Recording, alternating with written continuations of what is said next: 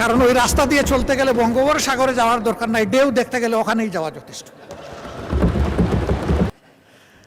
আমি সিলেটের মানুষ, একটা কথা সিলেটের ব্যাপারে বলতে হয়, সিলেট, উনি আবার হাফ সিলেটি, কাজে এখানে আমরা 1.5 জন 1+0.5।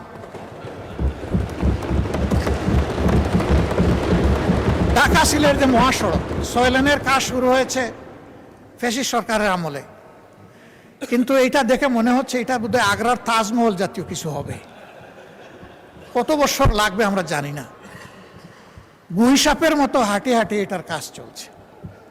প্রধানমন্ত্রী নিজেও কিন্তু এটা এক্সপেরিয়েন্স করেছেন, তাকে ধন্যবাদ।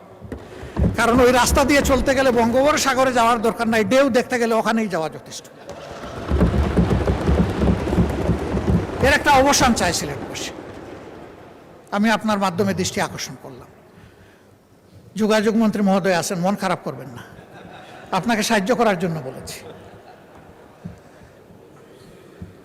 দক্ষিণ পশ্চিমাঞ্চল যশোর, খুলনা এবং সাতক্ষীরা, এই 3টা জেলার বিস্তীর্ণ এলাকা ওয়াটার লগড হয়ে আছে দীর্ঘদিন ধরে। এর কোনো সমাধান নাই।